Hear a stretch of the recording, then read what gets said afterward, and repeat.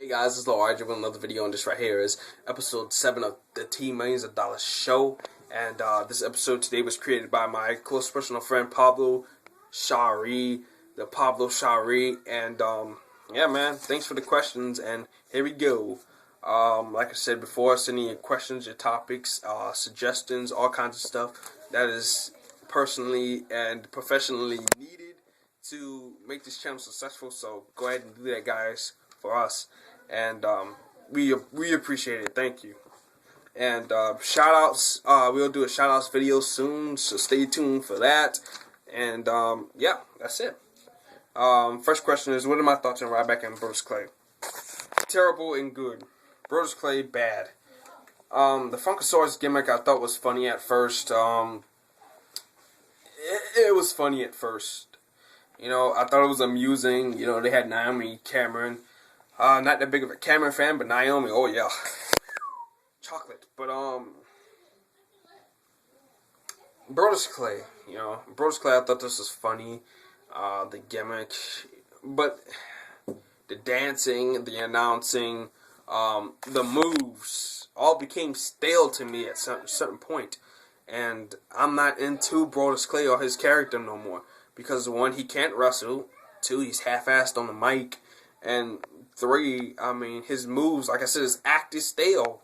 You know what I'm saying? So, I'm not into Brodus Clay at all. You know, not like I was when he first started this gimmick. Ryback.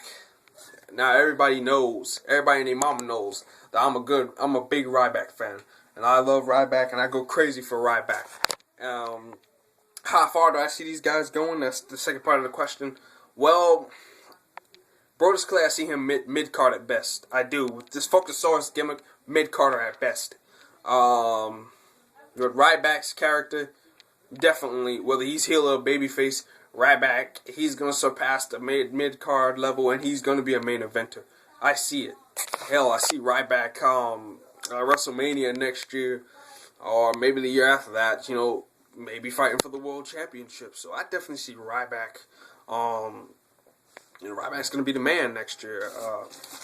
This year, I mean, he's on a roll. I love Ryback. Feed me more. He's got a whole lot of momentum. He's got more momentum going pumped into him than Tenzai and Brodus Clay have any momentum put together. So, you know, Ryback's got a whole lot of momentum going into his character right now. So, yeah.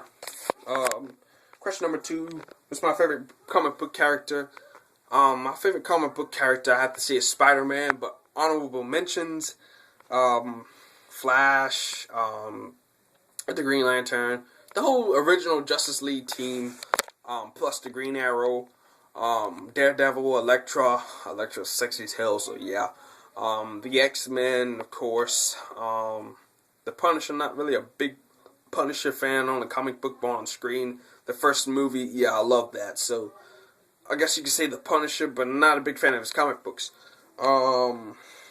Yeah, I mean, yeah, I love these guys. And Spider-Man, the reason why he's my favorite, I'm sorry for being half-assed there, but the reason why Spider-Man is my favorite is because, like I said the other day in the other video, Spider-Man, he's based in New York. New York is my hometown. Spider-Man, he's exciting. He's the one with the most history and the most story into his character. And, like I said about Ryback, Spider-Man has a whole lot of momentum going into him as a comic book character. And me as a fan, I want to see more and more and more of Spider-Man. Whether, you know, they decide to kill Peter Parker off, which I think they've done already in a comic book and brought in somebody else to do it. But, yeah, I mean, I'm just in love with Spider-Man. I'm a Spider-Man fanatic. So, yeah, my favorite WWE Diva. Question number 3. My favorite WWE Diva right now has to be Eve Torres. I love her character. Eve is stunning and sexy as hell. She's okay in the ring, not the best. Not the best on the microphone either, but she does get good heel heat. And, I mean, I'm just in love with Eve. The developmental system, I have 2 favorites over there. And that's Paige, her sexy raven head itself. And Anya, the Russian bruiser, but I call her Anya the Russian Stallion because that's exactly what Anya is. She's a Russian Stallion. Woo! Yeah, so those are my favorites. Eve Torres, Anya the Russian Stallion, that's what I'm calling her, and Paige. So, yeah. My favorite movie of all time, I have to separate this into my childhood years, my teenage years, and my adult years. my childhood years, The Lion King, definitely a good movie. It was hot. It was a hot commodity around my time of coming up. And Lion King is a good movie. It's a good classic, and I seen it after Hardcore Justice the other week, and I have to say, man, I miss some certain stuff just by watching that movie. My favorite movie in teenage years, Spider-Man 3. It was a good movie. It was the last series that contained Tobey Maguire, James Franco, and Kirsten Dunst as Peter, Mary Jane, and Harry. And I thought that movie was great. It was good, definitely good. I wish they had Venom in it a little bit longer, but you had to see why they didn't have Venom in that movie longer. And Sandman, he was just awesome in that movie, even though they had him kind of like, I don't know, it kind of had him a villain, not personally attacking Spider-Man at first, but then at the end, kept on trying to tired of getting Spider-Man getting in his way, so, joined up with Venom and tried to take him out. Then the little Goblin and, Harry and his whole story about revenge and all that stuff. The movie was just great. It was a great movie. My movie in my adult years so far I have seen is The Savages. Savages is a good movie. Oh my God, Selma Hayek. Woo! Goddess. A goddess of a woman, I tell you.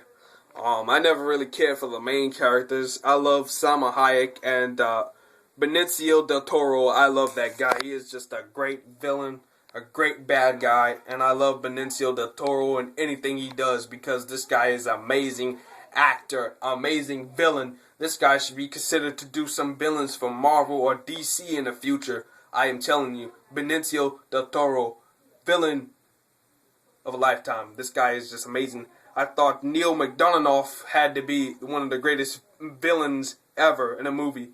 But Benicio del Toro, he's convincing me otherwise. So, yeah. Good movie. Benicio del Toro and Selma Hayek did a good job in that movie. A great job in that movie. And, my God, you got me speaking in my Spanish accent now. But, anyways, what I think about Daniel Bryan and his new attitude. Daniel Bryan and his new attitude since the wedding, great. Daniel Bryan, well, let me walk through Daniel Bryan. Daniel Bryan went from being boring. I'm not gonna lie. As much as I was a fan of Daniel Bryan. He's a great wrestler, but his character was just boring back in 2010. Into 2011, still kind of boring. Then you had him win the Money in the Bank. That was just surprising. So he had a little bit of surprising factor going in. Then he started losing. Then his looks started changing, and then he wins the World Championship.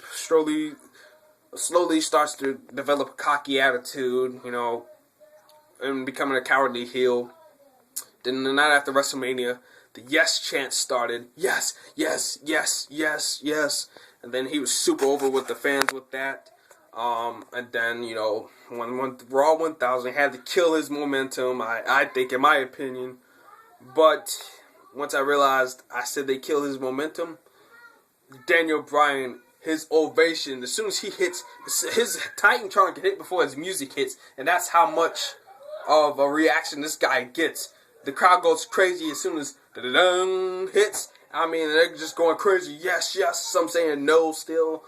Showing their true support for Daniel Bryan. I mean, this is just amazing. Daniel Bryan is just absolutely amazing. He's arguing with the fans. Yes, no, yes, no, yes. Just great. I think Daniel Bryan is a great bad guy, great villain, or whatever they have him playing right now. I don't care. It's just good, and I'm buying into it. I love it. Who do you think should be the number one contender for the tag titles? To be completely honest with you, I love the brawl they had last night on SmackDown between Kid Gabriel, the Usos, Primetime Players, Truth Kingston, and Primo Epico. I loved it last night.